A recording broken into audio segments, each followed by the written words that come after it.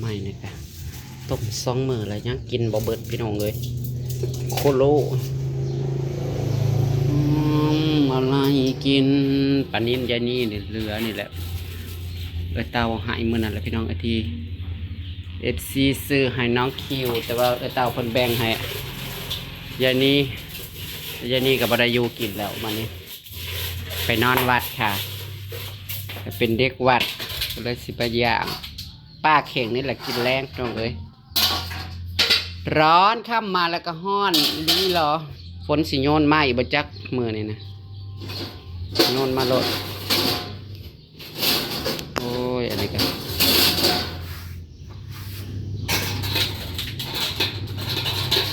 คือมามือมาตื้อเลยค่ะ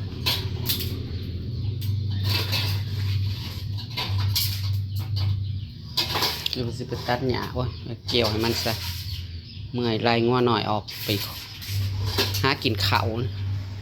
บัดน้ำไล่เขาแล้วบ่จักทางเขางัวก็ได้ย้ำรอดออกเลยก็ออกได้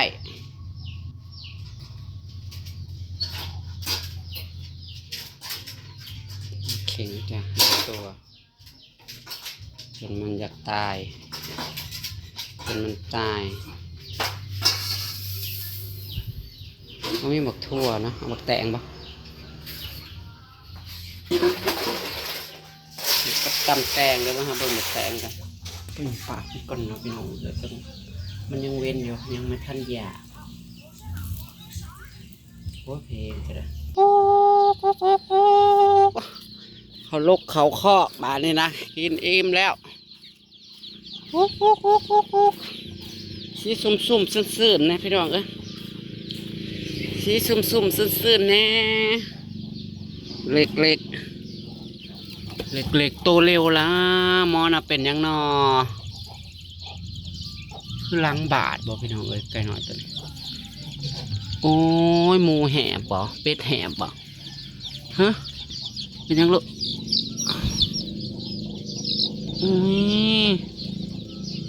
อันเป็ดก็ได้เนาะแหบเข้าใจได้จะต้องสิแหบกินเอียงเนี่ยผูกแหบค้าจนมันอันนี้เบิดโอ้เป็ดนี่ก็ตั้งคู่หวังได้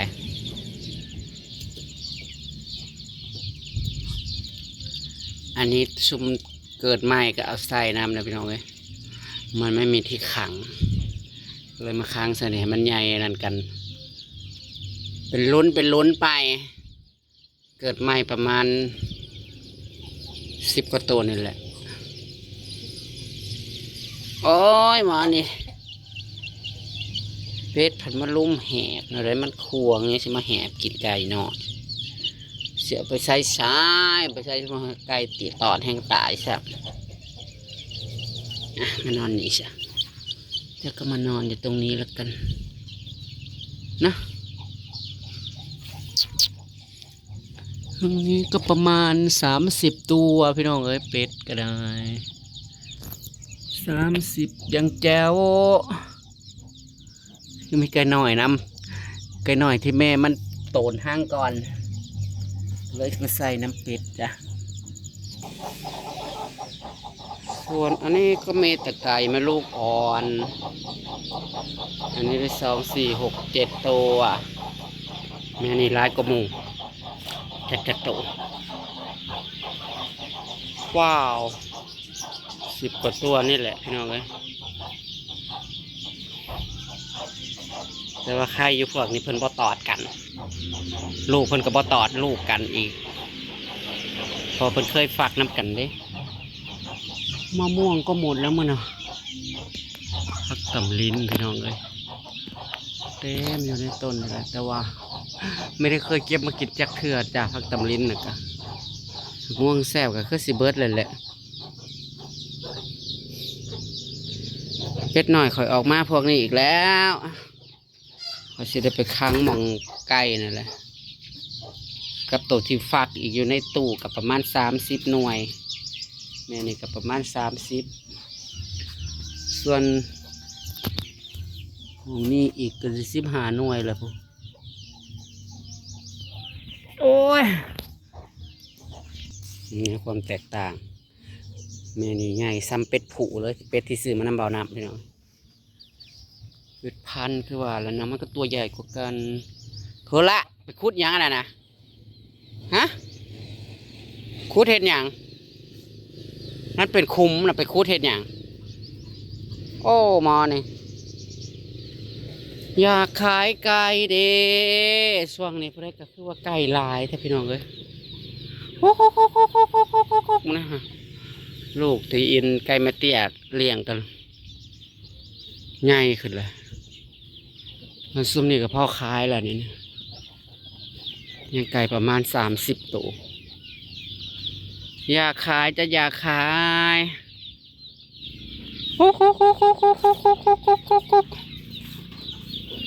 ครับว่าเอื้อเพิ่นถามรถอันที่มาซื้อเป็ดซื้อไก่อยากขายจะอยากขายส่วนเป็ดเนี่ยก็จะพ่อขายนำแล้วเป็ดแม่นะตัวที่มันปีกหุ้มก้นนะที่จริงมันพ่อขายแหละซ้ำเนี่ยพี่น้องก็พ่อขายอยู่แต่ถ้าอยากให้มันโตเต็มวัยกว่านี้ก็จะมันเป็ดผูปีกสียาวๆแน่กำลังโจนเป็ดผูก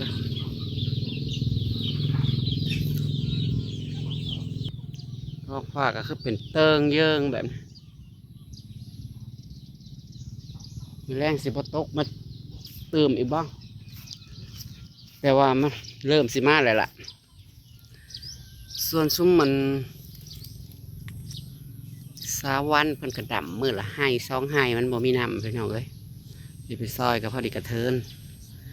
แดงพี่น้องสิได้กินเลยเด้อจักสิเป็นหมากหรือบ่ดอกฟ้างอะเต็มอยู่แดงนางลีโอ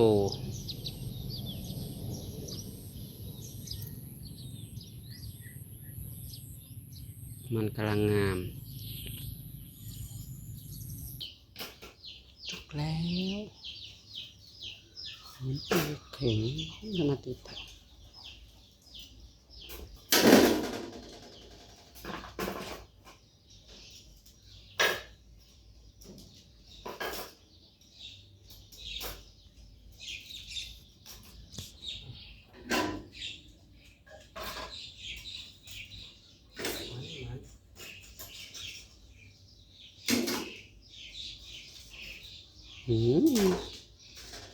น่ากินจังเลย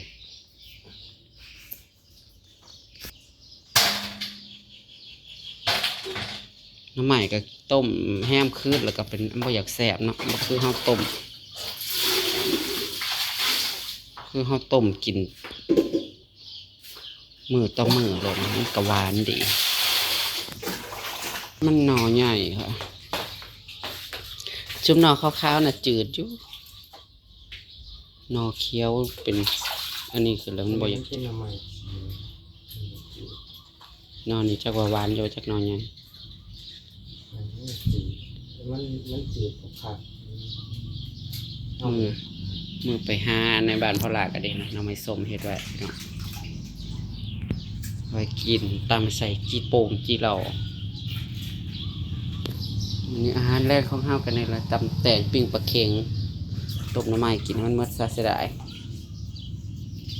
แซ่บขึ้นหน่อยเงิน2 คน3 คนพญาคันแต่ว่าเรากินข้าวปุ้นไปแล้วทำบนรอบดึกเดี๋ยวคำๆก็จะโทรถามข่าวยายนี่อีกก่อนเป็นทนายทองบริขึ้นบอกโอ้ยพี่น้องเอ้ยมันมาเนี่ย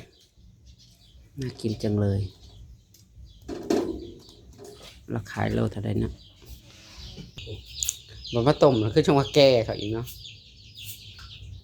แก่เนี่ยเอากินอ่อนๆมันค่าขอมันโล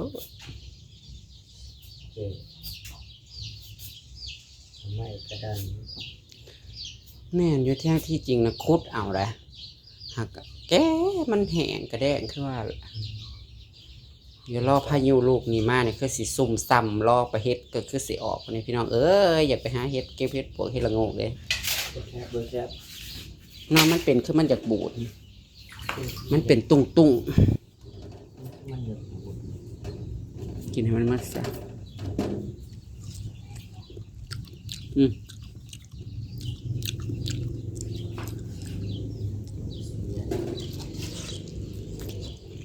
แฮมคืนคือว่าครับแล้วเราตำแตงก็ไปเนาะตำแตง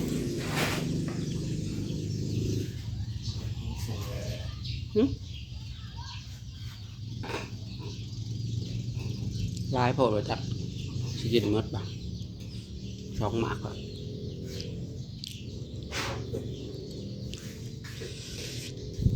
เกิดของดีก็พอ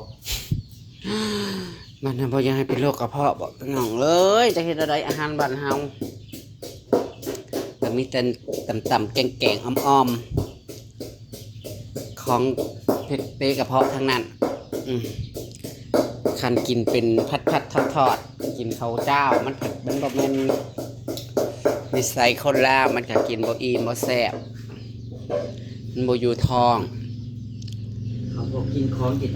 จีกันดอก ต้องกินแต่รสจัด เขาต้องกินรสจัด ๆคน กิน ลา ข้าว ว ก็ต้องมีแจวกินข้าวทุกข้าวต้องมีแจว ฮอน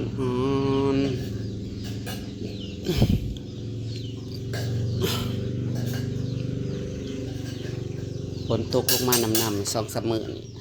อุ้ยอยากไปงาเฮ็ดปวกอยู่บ้านใหม่เด้ซื้อเสียมมาไว้งาเฮ็ดปวกเพิ่นเพิ่นเอาไปชิมอยู่ป่าบ้านพ่อหล่าพวกพี่น้องเอ้ย ไปปวดท้องมัน ปวดท้องเพิ่นไปถิ่มเสียม ปวดท้องคือจังหวะเนี้ยใส่อยู่ในกระตาเฮากะหาอยู่ได้มันก็บ่เห็นตอนเฮาลูกน่ะเฮาถ่ายแล้วเฮาลูกเฮากะหาอยู่มันบ่เห็นเฮากินเฮาก็เลิกเฮาใส่ในกระตาเฮาก็เลยเนี่ย โอ้ว้าวตำใส่น้ำไม้ถ้าเทศตำน้ำไม้นะกินข้าวแรงน้ำกันเด้อพี่น้องเด้อแล้วพ่อกันมื้ออื่นพุ่นแหละบ้านนี้มื้ออื่นจักสินัดเธอเฒ่าไปหาเฮ็ดบอกหรือว่าไปปิกนิกในนั้นนี่เพิ่นเอาอันฝนตกหากบ่ได้มีน้ำเลยพี่น้องไอ้ฝนน่ะตกแห้งมันเกินเบิดน้ำในให้นงให้หน้าก็ได้คันบ่ตกมาซ้ำอีกจังสิมีน้ำอีกมีน้ำแล้วจังสิไปเอาปุ๋ยมาเล็งเขามารดอ้อยนะให้มันสัดขึ้นให้มันวิดหญ้าคันมันหญ้าบ่หลายก็สิบ่อยากใส่ยานะพี่น้องเอ้ย เขาเนี้ยยั่วกับแดง โอ้ยมันก็น้ำแดดฮัดมันเลยมันก็เริ่มฟืดขึ้นบาดนี่มันคือกันฝนลงมาแล้วแตกงะกองงะ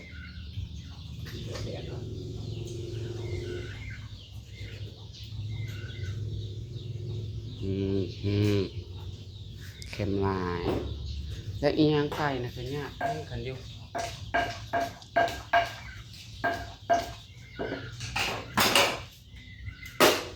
พี่น้องเอ้ยมากินข้าวด้วยกันแล้วจ้ากินข้าวตะเวนอาบน้ำนอนเมื่อนี่เป็นอันอยากนอนเพราะเมื่อคืนนี่